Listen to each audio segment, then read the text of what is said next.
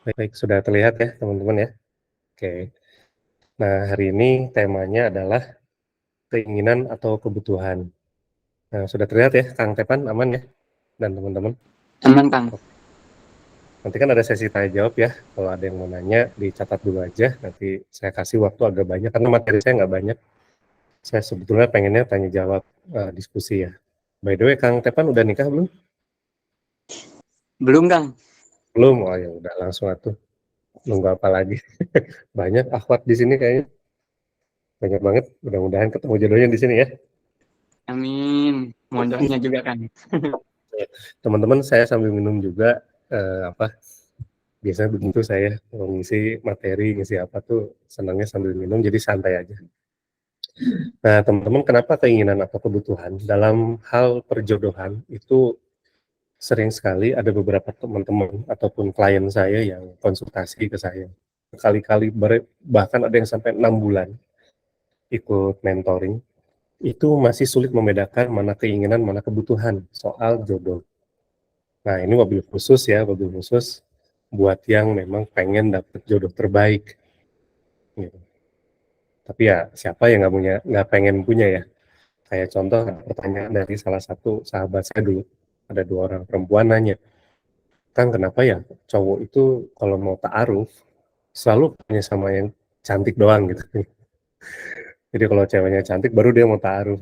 Ya saya nggak saya nggak jawab, tapi saya tanya balik, kira-kira kalau kalian mau nggak taruh sama cowok yang mungkin nggak jelek ya, kali bad looking aja gitu. Kalau good looking kan tuh klimis, rapi, tapi ini dia berantakan, bau badan. Kira-kira mau nggak? Ya enggak jawabannya. Ya udah sama sebetulnya. Sebetulnya ada naluri manusia yang memang itu nggak bisa dibantah bahwa setiap manusia itu butuh apa ya, menyukai keindahan. Itu yang menyebabkan orang itu punya kriteria jodoh yang rumit gitu. Kalau dia belum belajar tuh rumit, nanti ABCD semua ditulis sampai mungkin puluhan. Saya pernah menangani klien, dia menulis 26 poin tentang jodoh seperti apa yang dia cari selama ini gitu. 26 ya itu nggak tahu tuh. Pokoknya kita exercise beberapa kali ya lumayan. Lumayan banyak mengeluarkan tenaga, pikiran, wah capek banget lah. Nah, jadi sebetulnya dalam hal menyebut jodoh ini, supaya kita nggak terlalu capek, kita itu perlu bisa membedakan mana keinginan, mana kebutuhan.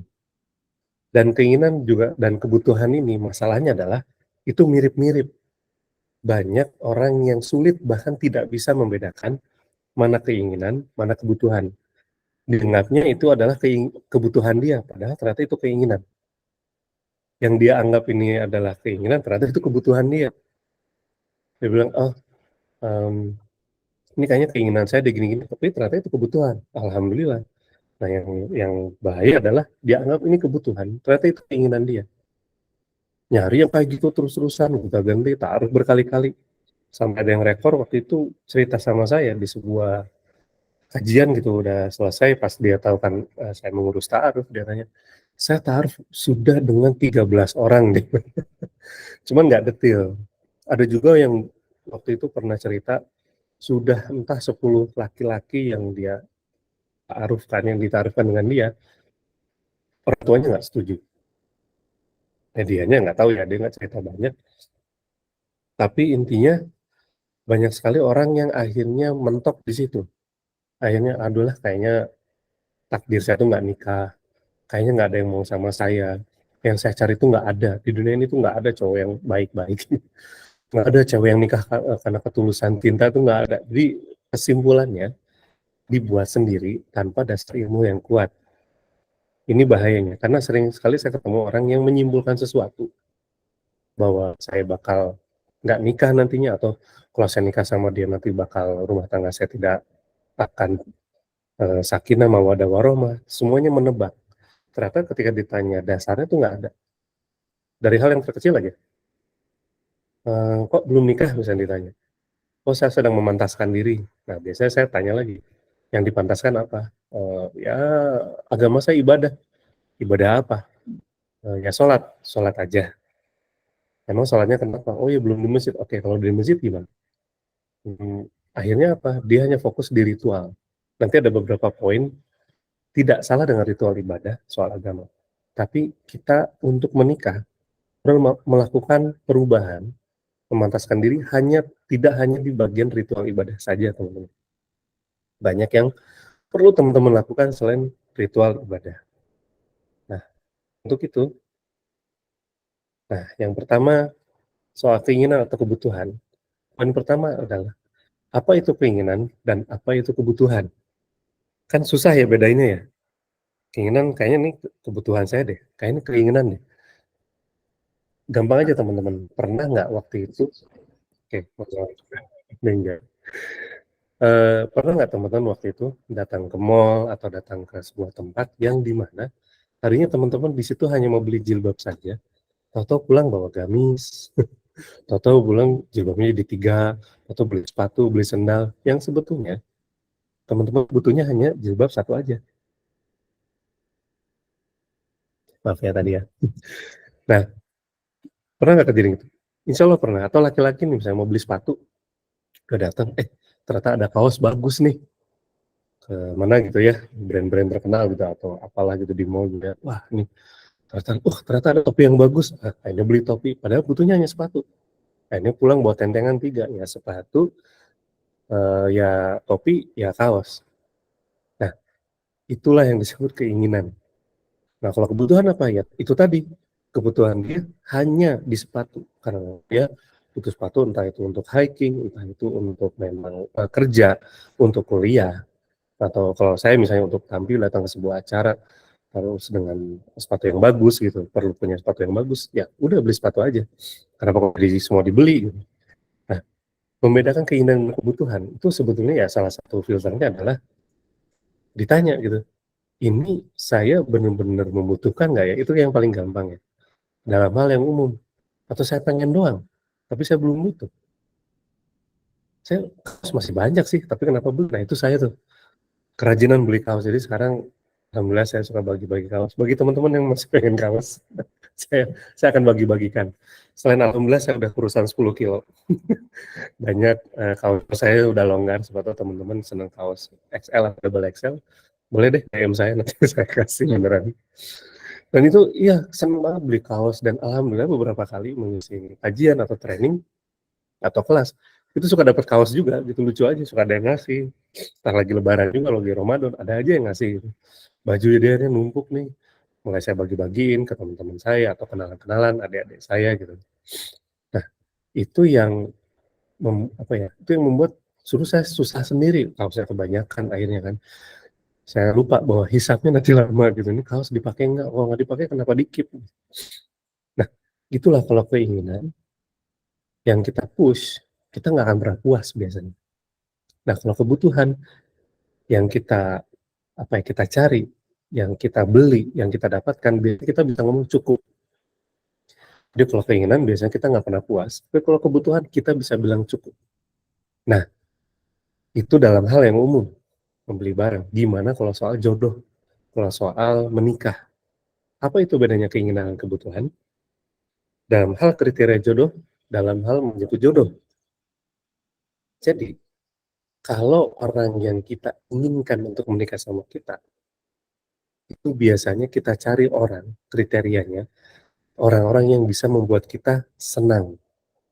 Sedangkan orang yang sebetulnya kita butuhkan, itu orang-orang yang kalau menikah sama kita, itu akan membuat kita tenang.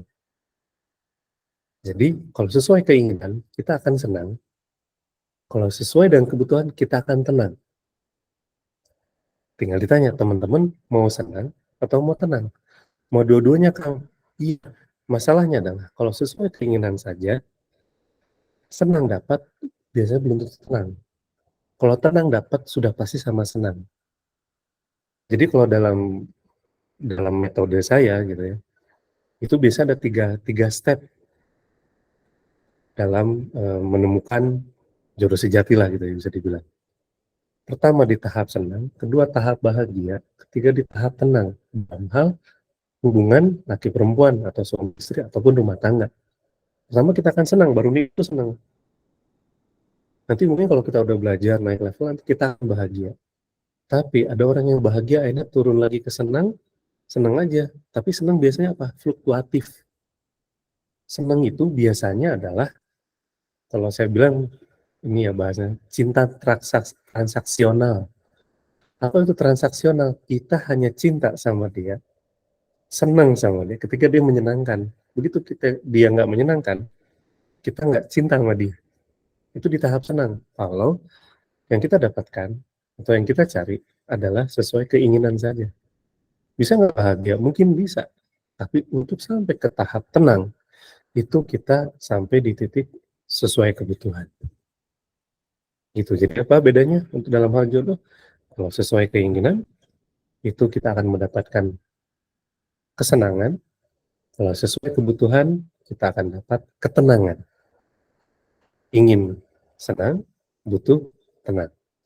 Ya teman-teman tahu ya, ini surat undangan saya sebutnya, karena hampir di semua surat undangan ada ini. Surat ini, surat Ar-Rum ayat 21, Bismillahirrahmanirrahim.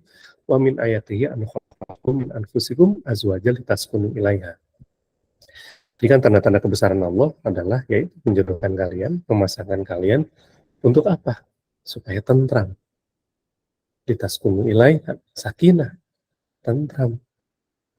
Jadi yang muncul di situ, output dari menikah, tentram. Tugas sebagai seorang istri ataupun suami itu bikin tentram. Berarti apa? Menikahlah sesuai kebutuhan kita. Nah, itu bedanya keinginan dan kebutuhan. Lalu bagaimana dengan kenapa kok ada ya keinginan dan kebutuhan kita sebagai manusia? Ya, ketika Allah menciptakan kita, biasanya satu paket. Kalau teman-teman membeli laptop, membeli HP, atau apapun ya gadget, biasa ada aplikasi bawaan kan, yang ada yang mungkin nggak bisa di-delete, atau ada yang ya kita mau nggak mau pakai gitu, kayak harus pakai. Nah, itu tuh kayak gitu default. Jadi kita diciptakan oleh Allah, itu punya default, punya bawaan bahwa kita memang ada ketertarikan dengan lawan jenis. Ada, makanya memang sulit sekali kalau kita tidak beragama. Kenapa? Karena ternyata naluri kita itu akan selalu menyembah sesuatu. Kita percaya kita akan menyembah sesuatu yang kita anggap lebih kuat dari kita. Kalau kita menyembah Allah, agama lain menyembah Tuhan yang menurut mereka. Dan gimana yang nggak punya Tuhan? Yang dia sembah ya apapun yang dia cari, uang kah, ya harta, wanita, bosnya, atau apapun. Tapi setiap manusia itu punya bawaan bahwa dia pasti akan menyembah, akan worship kepada sesuatu yang dianggap lebih kuat dari dia. Ya entah Tuhan, entah Allah, atau Tuhannya, atau temannya, atau bosnya, atau uangnya, hartanya, segala macam. Nah, itu juga ada di default kita ketertarikan dengan lawan jenis. Keinginan untuk apa ya? Ada keinginan, kebutuhan untuk menikah. Itu sudah bawaan. Nah, kenapa ada yang memang itu bawaan kita? Jadi memang manusia bisa, gimana kan kalau ada orang yang tidak menikah, saya nggak tahu, tapi ada hasrat syahwat yang tetap dia harus salurkan. Jadi teman-teman, nikah nggak nikah, syahwat itu perlu disalurkan. Apabila kita nggak nikah, berarti salurkannya kemana? Ya silahkan jawab sendiri. Dan kenapa Allah akhirnya ada kan hukum yang wajib menikah ketika kita sudah tidak kuat menahan syahwat, ya kita jadi wajib menikah. Sedangkan kita ba'ah gitu, dan sudah siap secara ilmu, siap secara finansial, siap secara akil baliknya sudah siap, secara reproduksi kita bisa, ya udah menikah. Kenapa? Kalau tidak, pelampiasannya bisa kemana-mana. Saya nggak tahu ya, pokoknya ketika tidak menikah, karena ya saya nggak sekali dua kali dapat klien atau curhatan orang yang nahan nggak nikah, akhirnya ya dia cerita sendiri, pelampiasannya ya begitu, bukan ke perempuan, bukan ke laki-laki. Nah makanya itu sudah naluri bawaan, sehingga jangan ditolak. Jadi keinginan dan kebutuhan kita untuk menikah, untuk menyebut jodoh, itu memang sudah bawaan setelan dari sononya gitu. yang mana teman-teman mau ditolak sekalipun, keinginan tuh ada, ketertarikan sama lawan jenis. Bolehlah nanti misalnya teman-teman tulis di kolom chat deh, ada nggak di sini yang dari lahir sampai hari ini hidup teman-teman, tahu usia kalian berapa, belum pernah sekalipun tertarik sama lawan jenis, sekalipun loh ya, rasa suka atau kagum sama lawan jenis. Kalau sampai hari ini Kang, saya belum pernah suka sama cowok, ini cewek ya, yang cewek yang cowok misalnya, saya nggak pernah sekalipun tertarik sama cewek. Waduh, coba ada nggak? Kalau ada tulis di kolom chat deh. Saya tungguin ya, 5 detik. 5, 4, nggak ada kan? Memang secara naluri, default kita, kita otomatis akan tertarik sama lawan jenis, biasanya ketika akil balik, ya. Ada yang di usia 9 tahun, ada yang di usia 11 tahun, 15 itu mulai dia ngerasa kayak, kalau ketemu orang ini kok saya deg-degan ya gitu. Kayak yang pengen ketemu lagi, besok pengen ke sekolah lagi, kayak gitu, besok pengen ke kampus, kayak gitu. Nggak sabar pengen ke tempat kerja, kalau ketemu dia, terus kalau misalnya ada acara di sekolah, terus dia datang nggak ya? Kalau datang tuh serba salah. Pas dia ngajak ngobrol itu kayaknya, waduh, sampai rumah tuh nggak bisa tidur. Dan itu memang naluri. Nah, memang tinggal actionnya, pelampiasannya ya gitu. Apa aksi yang dia jalankan apa setelah itu. Kalau dia bisa menahan diri lebih baik kalau belum siap nikah.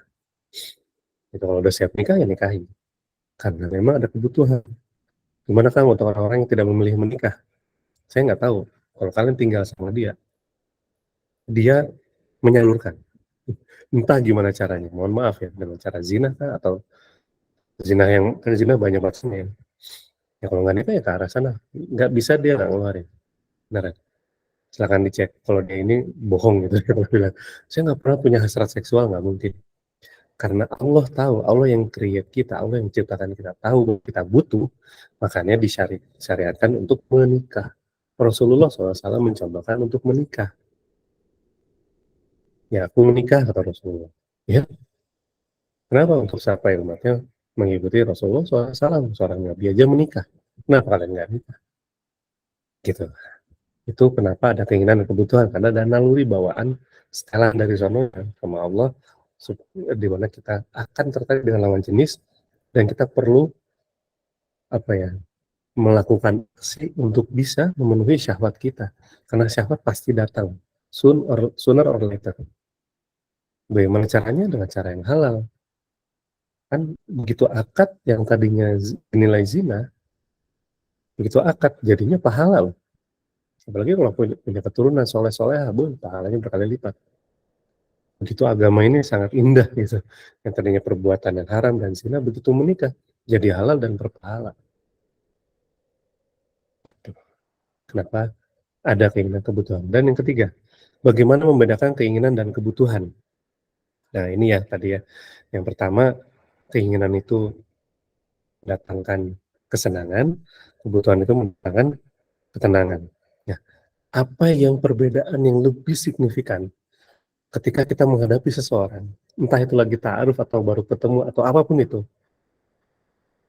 kebanyakan ya, keinginan itu dia lebih banyak dominan atau bahkan hanya menggunakan perasaan saja.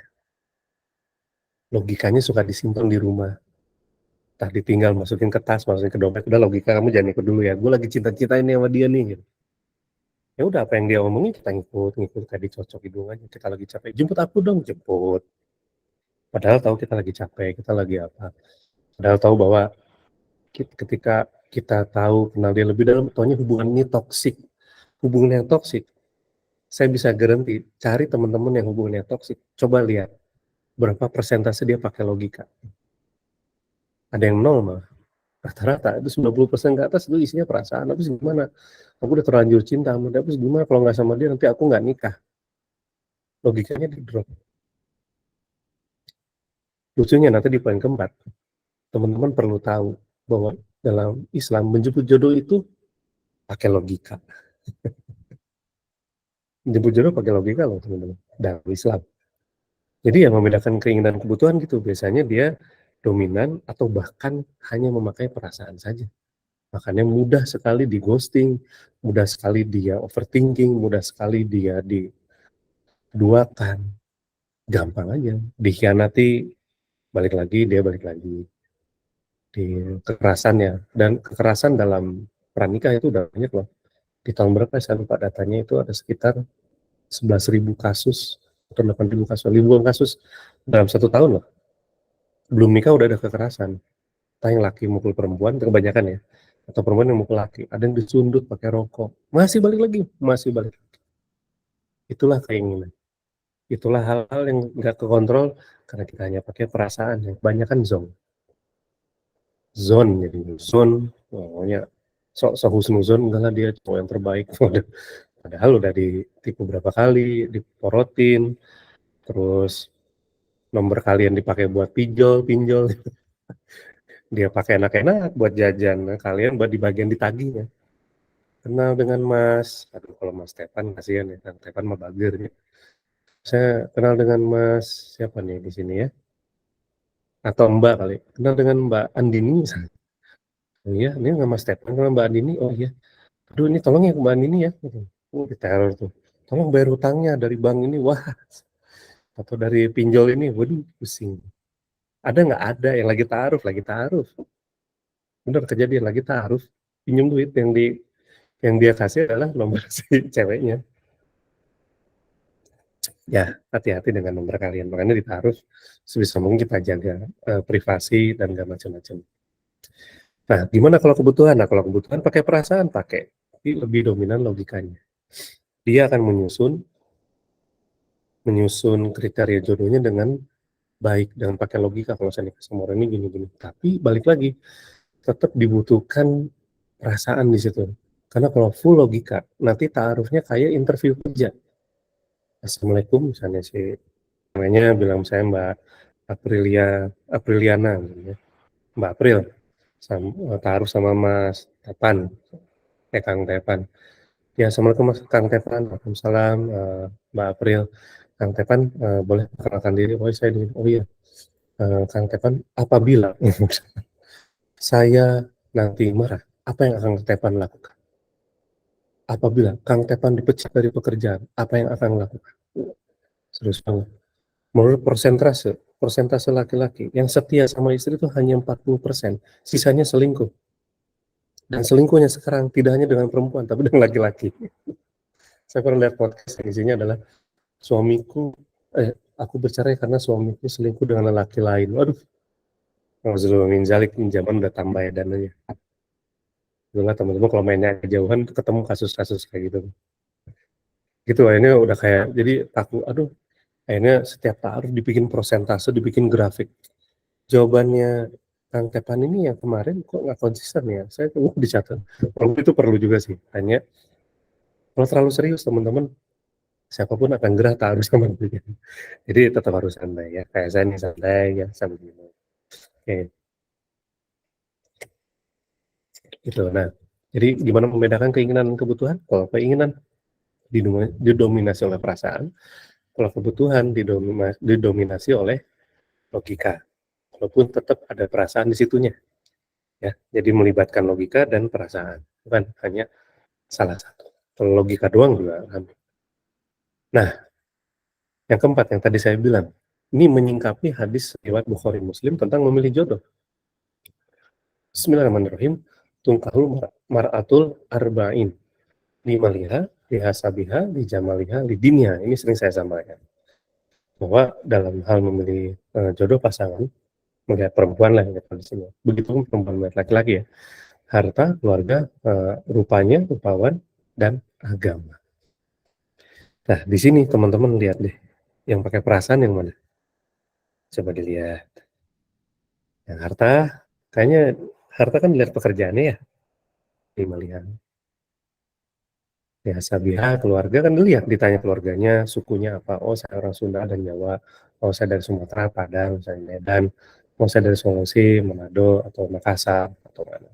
Saya dari Kalimantan, dari Bontang, Samarinda, Palangkaraya, gitu. Atau saya dari timur, misalnya dari Ambon, dari Papua, dari mana. Itu kan keluarga dilihat, oh keluarganya bekerjanya apa, oh dia keturunan ASN, oh dia keturunan pengusaha misalnya. Logika. Rupawan apalagi, isi kan logika banget lihat, oh gini. Walaupun cantik dan ganteng orang itu biasanya subjektif. Selera orang tuh beda-beda. Jadi nggak bisa dinilai kayak, oh, udah kayak gini, udah. Menurut saya mah cantik dia. Ini obrolan saya waktu mahasiswa. Ketika kita ngomongin penyanyi perempuan, ataupun artis, aktris perempuan, itu seleranya beda-beda. Dulu kami nonton AADC ya bareng-bareng. Ada dengan cinta waktu zaman saya kuliah. Aduh, kalian mungkin nggak tahu ya, udah ada yang lahir, kayaknya ada yang belum lahir ya. Waktu saya kuliah. Itu nonton AADC, itu nggak semua orang senang Dian Sastro loh. Ada yang senang sama, siapa? Ada yang meninggal tuh. Saya lupa namanya. Ada yang senang sama si yang jadi Mili itu siapa? Ada tuh lah. Ada yang senang sama si yang Ladia Serial juga ada tuh. Wah, ini kalem, walaupun depresi tapi kayaknya wajahnya menenangkan. Ada yang senang sama siapa, sama siapa. Dan memang itu nggak bisa di ini, ya kebanyakan senangnya sama Dian Sastro. Tapi karena ada juga yang Dian Sastro mah terlalu gini bagi dia gitu.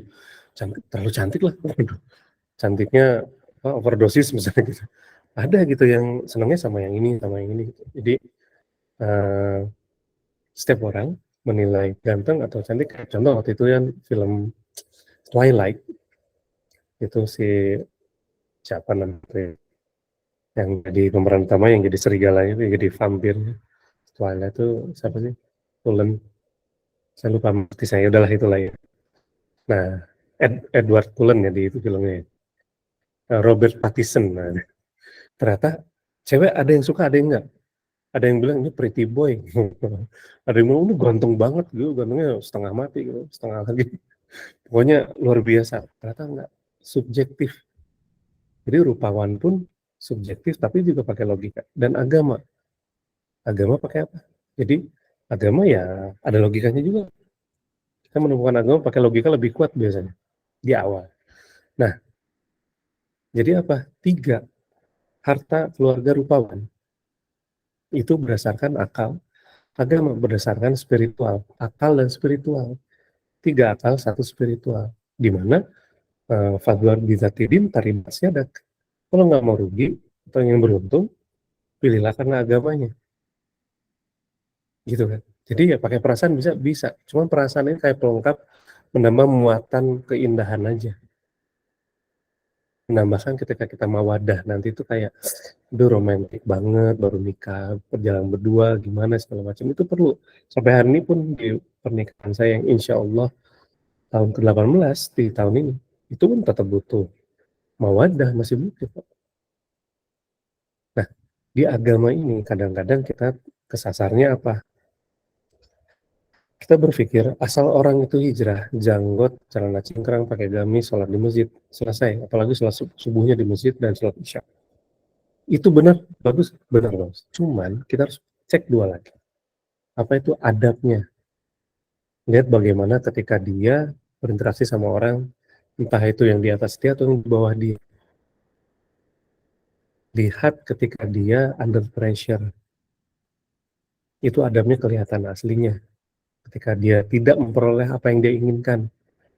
Misalnya kita pernah ada yang taruh, Kang, ini taruhnya kelamaan, bisa nggak dipercepat? Langsung aja setelah ini saya mau lamaran. Ada yang gitu. Karena udah nggak sabar. Ya, ada tergesa-gesa. Saat disegerakan itu beda. Bisa tergesa-gesa dia main hajar aja, udahlah pokoknya gimana Allah aja. Pokoknya hajar dulu ya, nggak juga. Tetap harus ada step-stepnya. Kita mengenal orang step by step. Karena ini kan zaman modern. Semoga semua hal bisa terjadi dan kita mengenal orang itu nggak kayak zaman dulu. Itu dari orang tuanya ketahuan, orang tuanya baik, bawahnya ya. Sekarang kan nggak gitu ya. Bisa anaknya soleh, orang tuanya salah. Bisa orang tuanya soleh, anaknya salah. Bukan pemain bola ya. Adab dan terakhir apa? Akhlaknya dilihat. Bagaimana cara dia memperlakukan Allah. Ketika azan, sholat, oke, itu salah satunya. Dan orang yang berakhlak pasti beradab. Ya, bedanya apa Kang? Ya gampangnya sih, orang beradab belum tentu berakhlak. Apa? Dia baik. Ya kayak orang Jepang yang non-muslim. Secara adab baik banget, tapi dia tidak menyembah Allah. Berarti dia tidak berakhlak. Nah, orang berakhlak itu pasti beradab. Kalau dia berakhlak sama Allah, ngikutin ajarannya Allah, ajaran Rasulullah SAW, pasti dia beradab. Jadi 3 itu lihat ritual ibadahnya, adabnya, akhlak. Ya itu nanti di teknis ta'aruf ya dipelajari lebih dalam. Teman-teman nanti di bulan ini insya Allah tanggal 30 Juli ada nih, namanya workshop for single, kita offline di Bintaro. Nanti cek aja di Instagram, workshop for single. Maaf ya ikutan. Itu lebih dalam tentang ta'aruf. Nah di agama ya itu, jangan lihat ritual ibadahnya doang. Nah banyak yang zong begitu udah nikah. Kamu memang ketemu suami di mana? Iya, waktu itu di pengajian, di kajian, ketemu di komunitas dakwah, itu benar-benar. Oh lihat dia sholatnya rajin, itu benar-benar. Cuman cek lebih dalam adab dan akhlak. Gitu. Nah yang terakhir, poin terakhir, sebelum masuk tanya jawab, apa efek yang terjadi, impact yang terjadi bila kita bisa membedakan keinginan dan kebutuhan. Oke, sebelum itu saya minum dulu ya. Nah, efeknya apa? Kita bisa jadi lebih jernih untuk bisa memutuskan hal apapun terkait menjemput jodoh.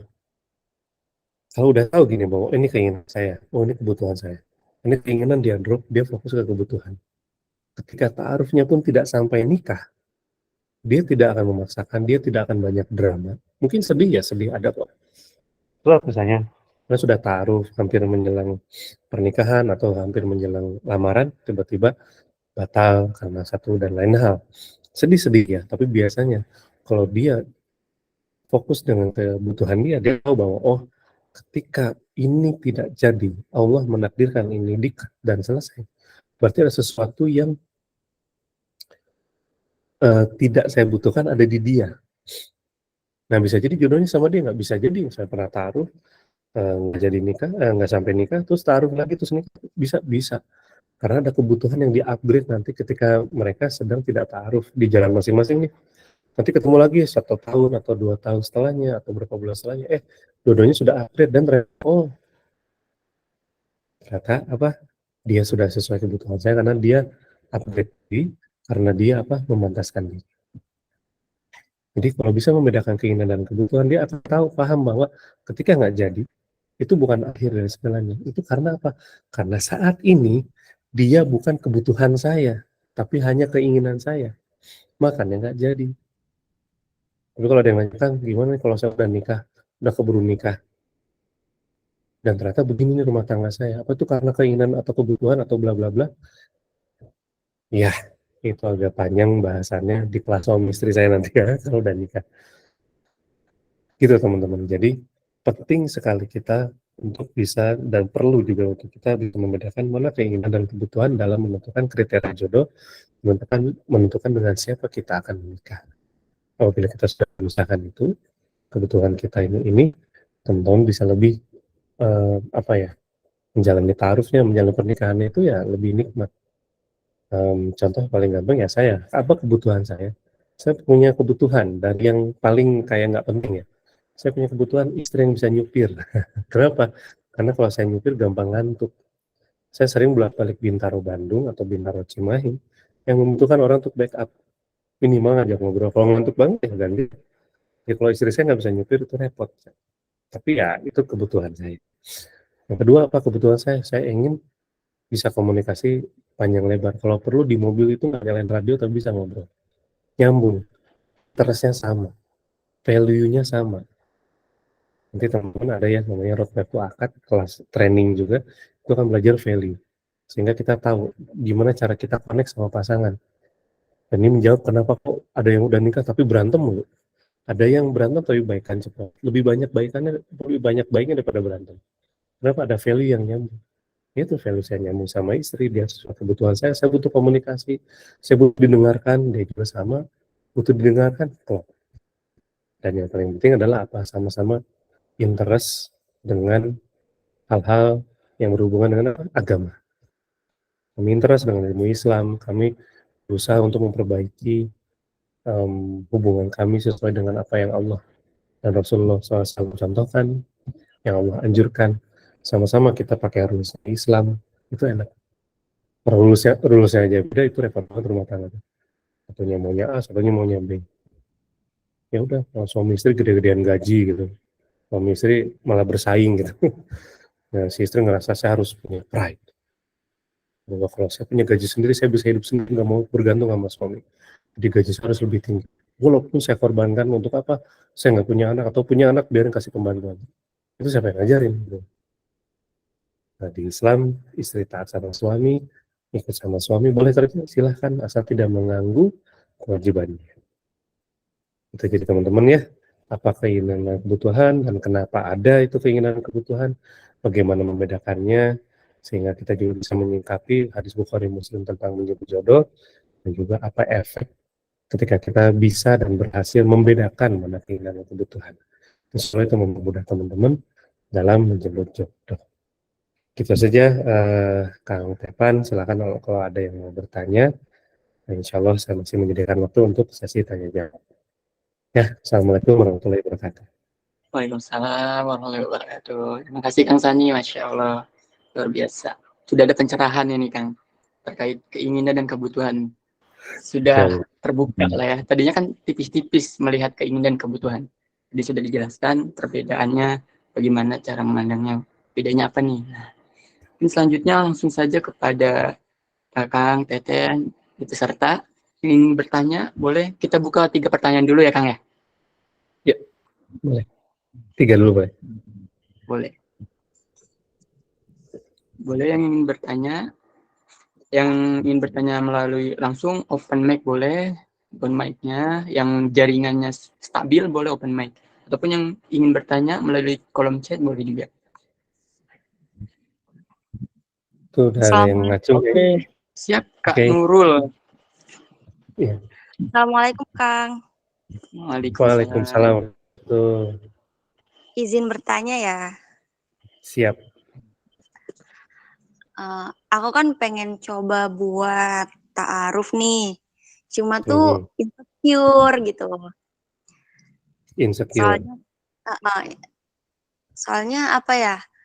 Kayaknya laki-laki yang memilih untuk ta'aruf itu kayaknya dia memilih perempuan yang soleha banget, yang tertutup banget gitu, yang gamisan terus.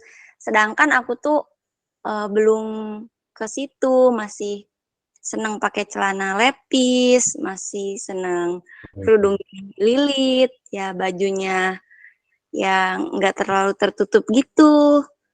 Jadi itu bisa jadi masalah nggak buat kedepannya? Apa kayak gitu tuh bisa dibicarain atau enggak ya? Soalnya untuk berubah ke arah situ kan butuh proses ya. Nggak bisa langsung ujuk-ujuk berubah kayak gamisan, terus itu kan apa ya, belum bisa gitu. Terus itu gimana ya caranya? Ya, makasih. Sama-sama. Saya manggilnya Kak Nurul ya? Iya, terima kasih Kak Nurul. Gimana? Kang Tani mau langsung dijawab atau kita tampung dulu? Boleh. Mau enak biasanya mana Kang Tepan? Ditambung dulu atau langsung jawab biasanya? Mungkin bisa langsung dijawab aja Kang ya, supaya jawab aja ya. kita langsung dijawab nih. Ntar kita buka lagi yang kedua. Oke ya, bismillahirrahmanirrahim. Ini kalau saya salah silakan ditulis di kolom chat aja ya Mbak Nurul ya. Misalnya saya pengen taruh tapi dinilai belum syar'i secara penampilan gitu ya. Penampilan. Jadi sehingga tuh para ikhwan, para akhi-akhi soleh kayaknya sudah syar'i penampilan. Nah, gimana ya? Bisa dibilang itu kan memang kita nggak bisa mengatur orang yang jelas. Yang pertama, kita nggak bisa mengatur orang bahwa sebelum syar'i, kamu terima saya dong, itu juga nggak bisa. Jadi memang nanti kita akan selalu ya, dalam ta'aruf dan dalam apapun, kita akan menarik orang yang sama dalam pemikiran.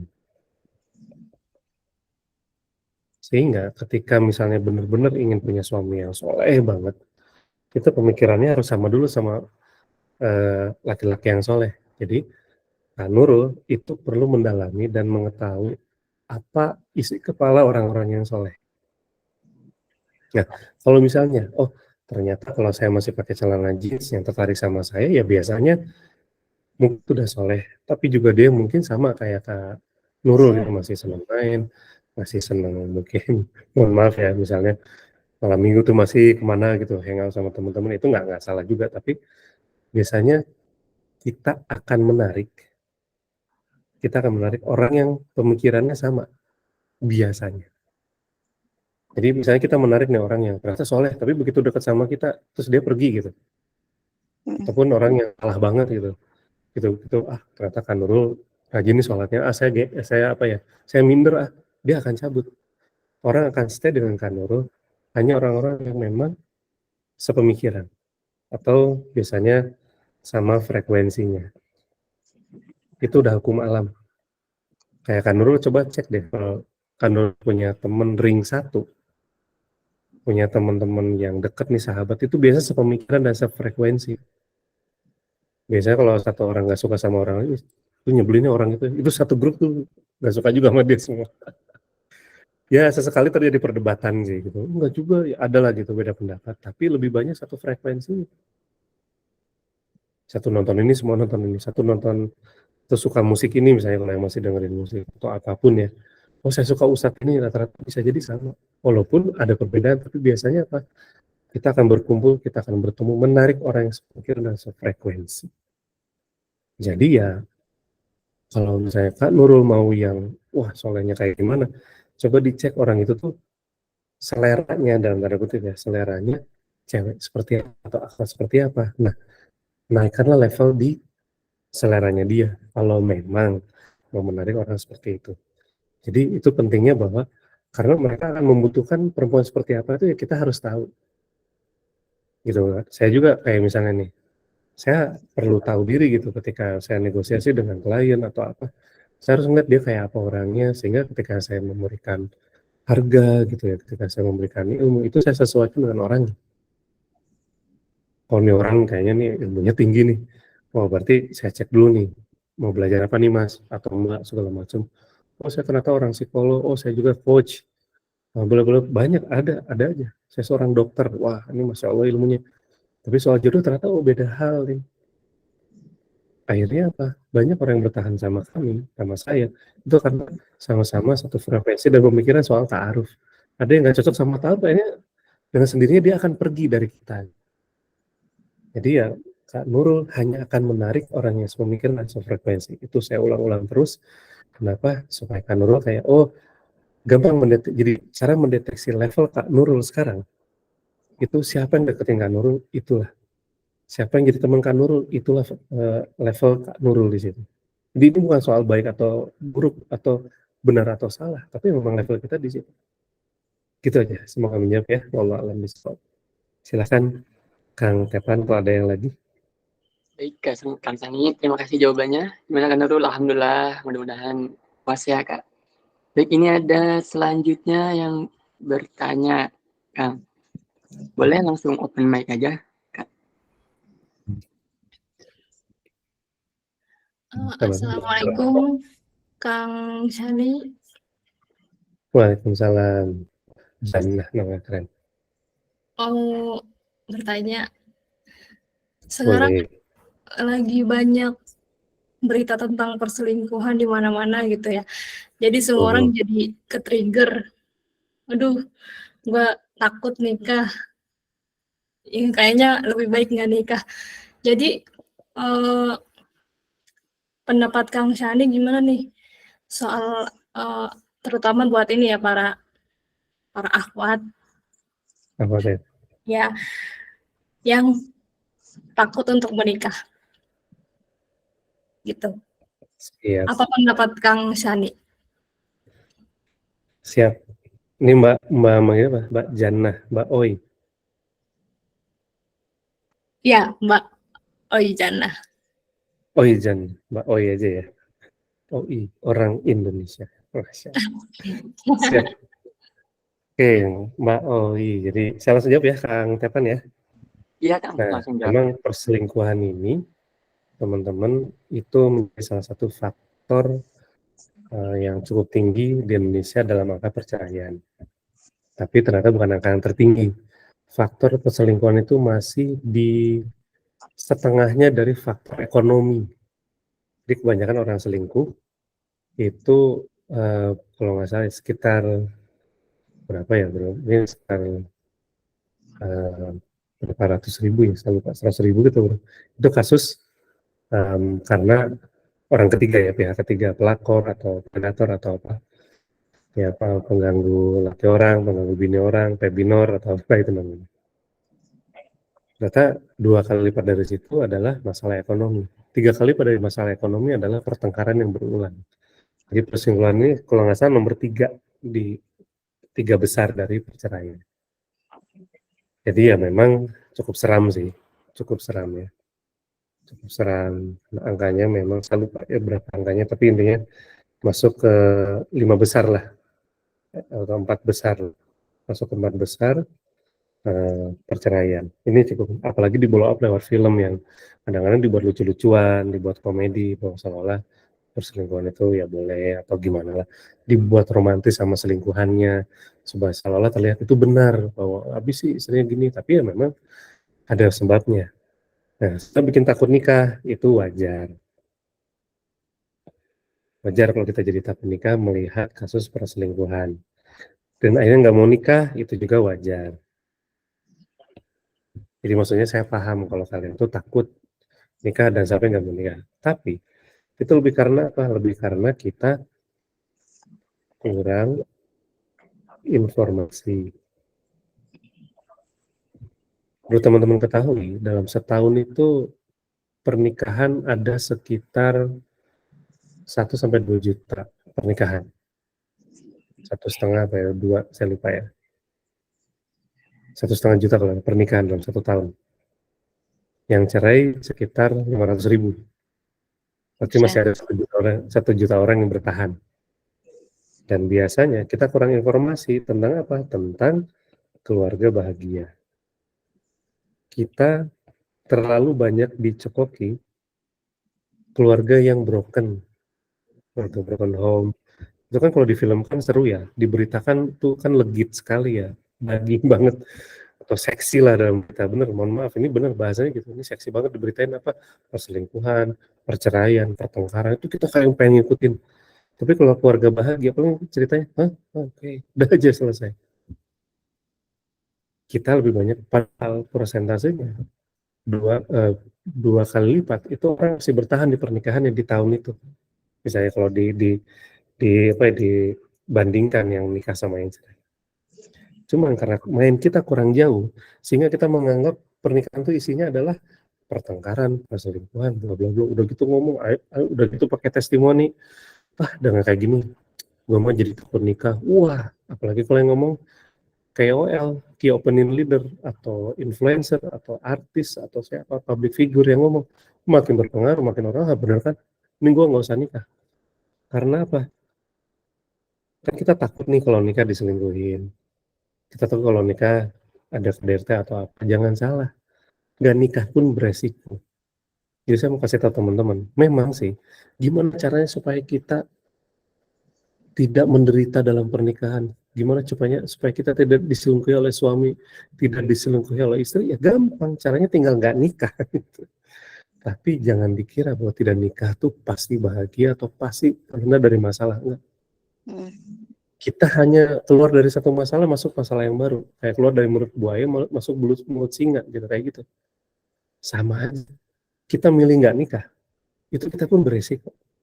Entah syahwat yang nggak tersalurkan, entah jadinya akhirnya bikin dosa dari situ. Dengan nggak nikah juga kita lihat teman-teman kita nikah semua, akhirnya kita nggak punya teman. Tiap ngajak main akhirnya, Mbak Oi misalnya ngajak main, Mbak Desiani, Mbak Dewi, Mbak Nurul diajak main. Aduh sorry ya, ini lagi main sama laki gue. Oh ini anak gue lagi mau imunisasi. Oh ini gue lagi main sama keluarga suami. Oh ini anak gue lagi bagi rapot. Ada yang gitu, ada. Yang akhirnya ngambek dia sama teman-temannya. Kalian kok gitu sih, udah nggak asik banget. Nggak asik. Prioritasnya berubah setelah nikah. Nah, kenapa kita takut nikah dan sampai nggak mau nikah?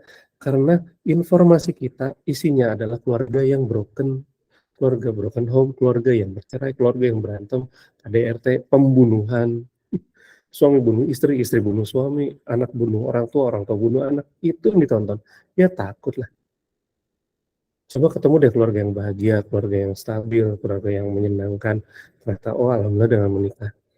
Kan sekarang kalau paling gampang gini, mungkin nggak Allah Subhanahu wa Ta'ala, Rasulullah SAW memberikan syariat yang akan mencelakakan kita gitu.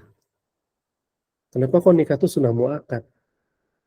Nggak mungkin agama Islam ini yang sempurna ini menyarankan, mensyariatkan sesuatu yang akan membuat kita menderita itu nggak mungkin. Jadi kalau kita takut nikah, kita takut syariat, kan lucu ya jadi. Kenapa bisa gitu ya gitu? Coba dipikirin deh. Kenapa? Ya balik lagi karena kita tidak pernah main dengan orang yang keluarganya bahagia. Itulah yang membuat sekarang saya bertahan di Terang Jakarta. Kenapa? Family values-nya kuat. Suami istri yang di Terang Jakarta itu saling menguatkan. Kita ada masalah saling bantu. Waktu saya sakit saya dibantu. Ada yang kena masalah apa dibantu. Kamu suami istri itu satu tim, nggak dipisah-pisah. Walaupun nggak semua aktif di komunitas.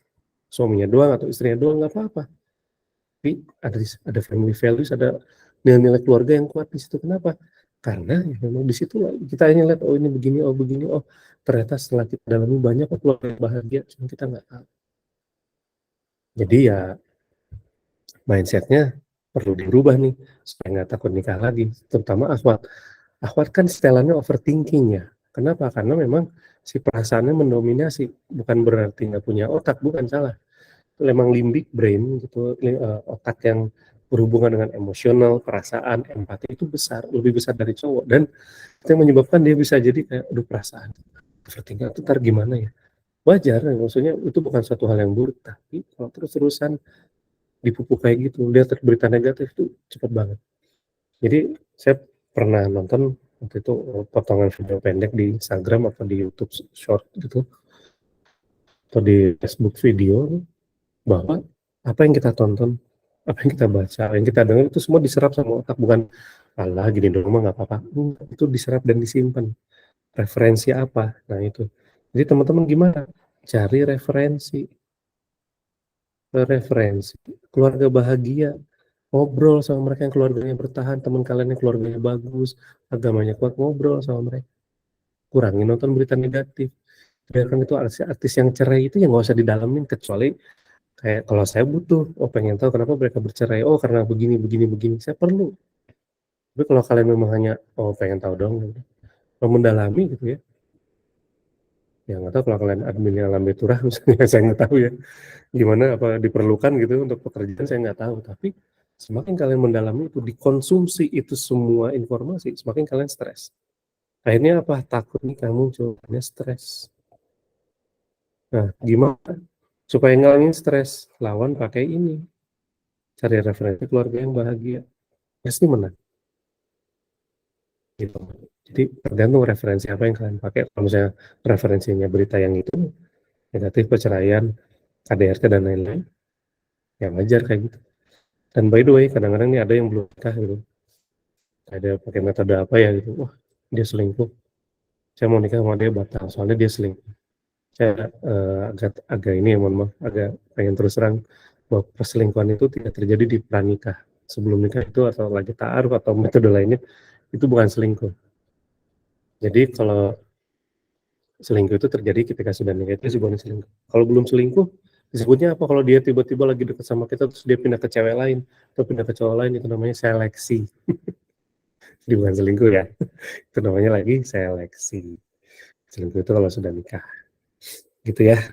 Semoga Mbak Oi nggak takut nikah lagi, ataupun teman-teman yang lain yang ada di sini, ada 30 orangan nih, nggak takut nikah hanya karena gara-gara lihat orang yang pada bercerai.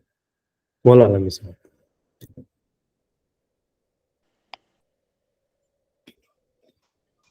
Kang Jazakallah, kapan jazakallah khair Kang Sani. Wayaki Mbak Oi. Kasih Kang Sani jawabannya, mudah-mudahan puas ya. Oh ya, Masya Allah, jawabannya luar biasa. Panjang banget. Padahal pertanyaannya sedikit, tapi membuka semuanya ya Kang Sani. Masya Allah. Kita sampai kita 1 jam ya Kang Sani ya, punten. Ya, wah udah jam 9 aja. Afwan. Gimana Kang Sani, mau 1 pertanyaan lagi atau gimana? Tadi kayaknya di chat ada yang nulis deh. Mungkin satu lagi yang di chat, kasihan dia. Saya sempat sekilas lihat ada yang nulis. Nah, kalau nggak salah Ikhwan yang nanya. Oh iya, Kang Sani. Assalamualaikum warahmatullahi wabarakatuh. Afan, Kang. Ana mau bertanya, gimana caranya biar bisa percaya diri dalam menemukan pendamping hidup? Jujur, saya sedikit introvert dan suka gugup kalau diajak ngobrol dengan orang baru ataupun akhwat gitu, Kang. Seperti itu, Kang, pertanyaannya. Siap, bismillahirrahmanirrahim. Saya dulu ada di titik gini, ketika lihat nama perempuan itu saya langsung nunduk dan bisa keluar air mata loh, dalam artian saking malunya. Dan saya dulu sering diketawain sama perempuan, dulu sering banget, karena kalau lihat nama perempuan, dilihatin nama perempuan gitu ya, saya tuh gampang GR, muka gampang merah, jadi diketawain terus, sehingga saya nggak pede. Nah, sebetulnya waktu itu juga saya, kenapa ya kalau dilihatin GR, kan bisa jadi tuh cewek suka gitu, bisa jadi suka, atau bisa jadi memang pengen godain saya doang, ya, saya nggak tahu gitu waktu itu gimana. Tapi yang pasti saya nggak pede waktu itu kalau dilihatin sama cewek. Jadi jangan ngobrol loh ya, Kang Tepan ya, gak usah ngobrol, dilihatin aja gitu, kamu tuh kayak yang tercekat gitu, kecuali temennya udah lama. Nah, gimana supaya, nah, apalagi misalnya, saya sih nggak introvert ya, saya ambivert, introvert campur sama ekstrovert. Karena di introvert dan gampang gugup, sebetulnya kenapa bisa jadi ya, percaya diri itu sebetulnya memang tidak ada hubungan sama fisik. Saya nggak tahu ya, Kang Tepan, saya mau tanya deh. Kang Tepan pernah ketemu nggak cewek yang menurut Kang Tepan ini nggak cantik lah, biasa aja, atau cowok yang nggak ganteng biasa aja, tapi pedenya minta ampun, ada nggak? Ada, Kang. Ada ya, Baik. bahkan over ya pedenya, aduh nih pedenya ngomong dulu, wah gitu. Kenapa? Karena memang pede itu nggak ada hubungannya sama cantik atau ganteng. Nah, pede itu ada hubungannya dengan apa? Identitas, teman-teman. Jadi semakin jelas identitas kita, semakin percaya diri kita. Jadi apa yang harus dilakukan pertama? Perjelas identitas. Nah, kami di Terang Jakarta bikin training namanya Elevaton, 6 pertemuan offline. Ini lagi batch kedua nih, alhamdulillah. Itu apa? Salah satunya untuk memperjelas identitas diri kita. Orang itu nggak pede, gitu ditanya karena dia nggak tahu identitasnya apa. Misalnya gini, Kang Tepan misalnya. Saya coba tanya nih, saya tes aja ya.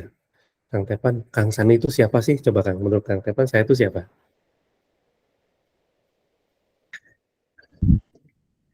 Sani. Hmm.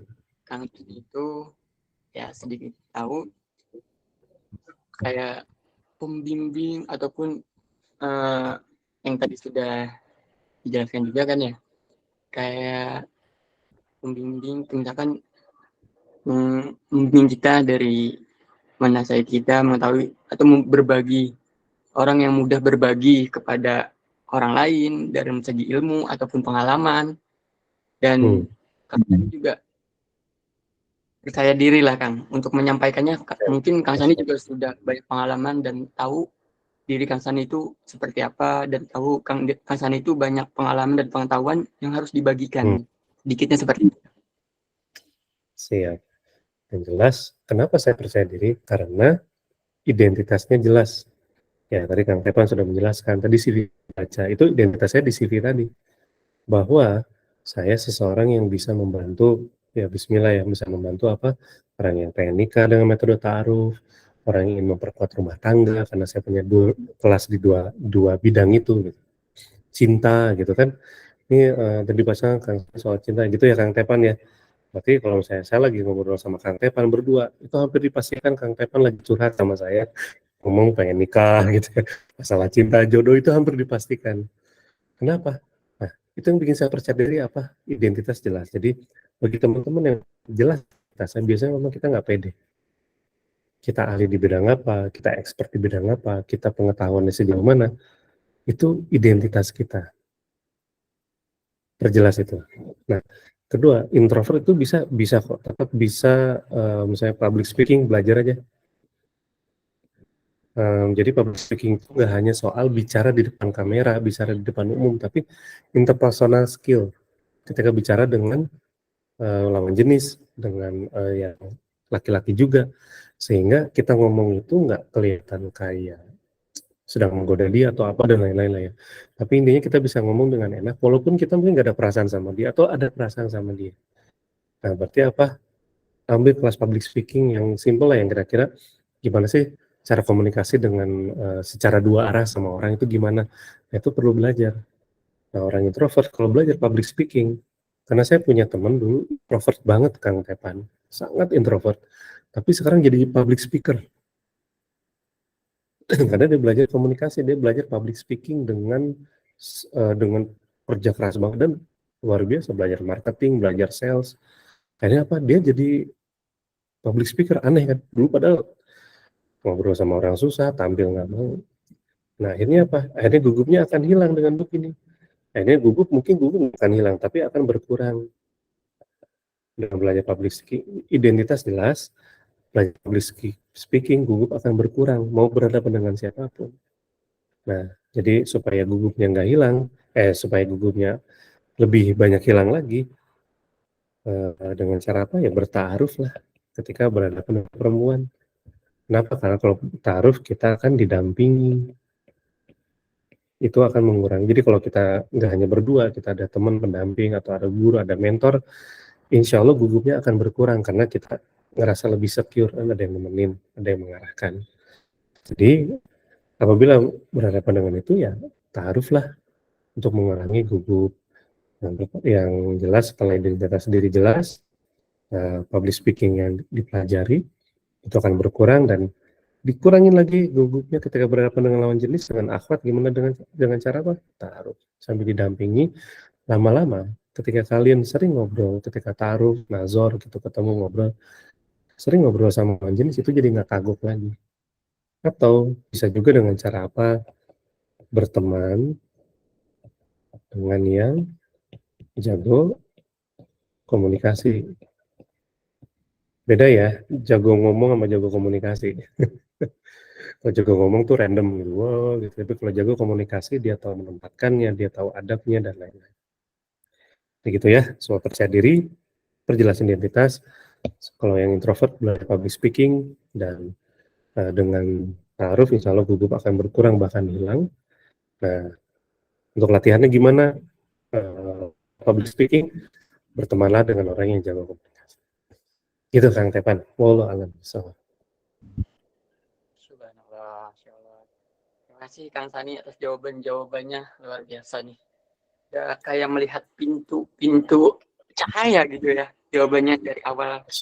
Mudah-mudahan Glowing. bisa menjadi dengan puas dari pertanyaan Kak Nurul, dari pertanyaan Kak Oy, dan dari pertanyaan Kang Hasan yang tadi barusan tanya lewat kolom chat.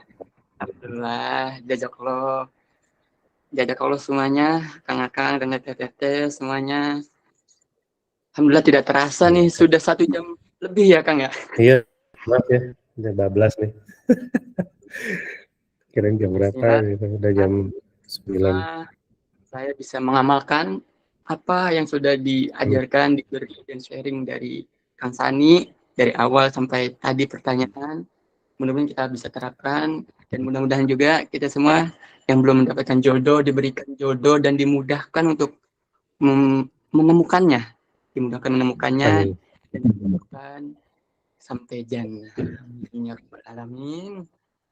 Sekali lagi terima kasih kepada Kang Sani dan Akang Teteh semuanya, Teteh peserta. Mudah-mudahan disehatkan selalu ya semuanya, dilancarkan. Amin. Mungkin ada sedikit statement atau tidak Kang Sani? Pesan untuk kita? Boleh. Statement ya, closing statement dari saya teman-teman. Pelajari pranikah dari justru dimulai dari ketika kalian belum bertaaruf, belum ketemu calon, belum bertaaruf. Justru itu penting belajar pranikah. Belajar pranikah dari banyak tempat, jangan dari satu tempat. Ketahui apa yang jadi keinginan, apa yang jadi kebutuhan kalian. Kenapa? Kalau kita nggak belajar pranikah di zaman sekarang, ketika sudah nikah banyak yang nyesel, banyak yang tersesat di jalan yang benar. Nikah itu jalan yang benar, tapi kita tersesat di dalamnya. Akhirnya bikin orang lain takut nikah. Efeknya kan jadi panjang.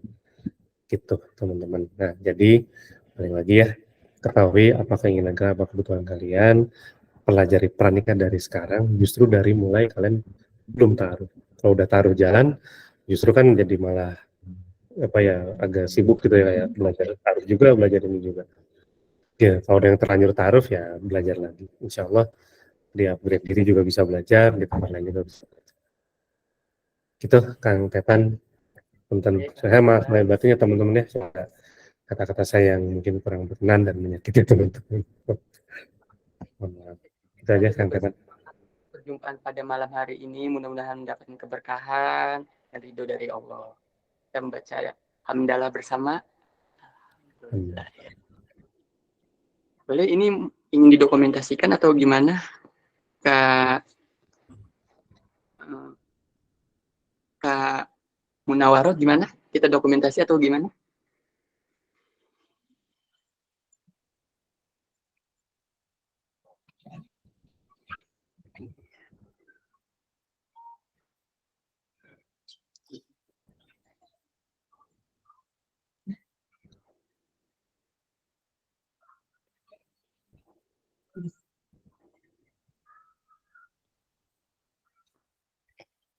Oke. Iya. Baik. Ya, Sudah mungkin ya Kang Sani. Terima kasih Kang pamit ya Sani. teman-teman. Oke, semoga berkah, jazakallah khair, jazakumullah khair. Ya, Assalamualaikum warahmatullahi wabarakatuh. Warahmatullahi wabarakatuh. Baik teman-teman semua, rekan-rekan semua, terima kasih atas waktunya.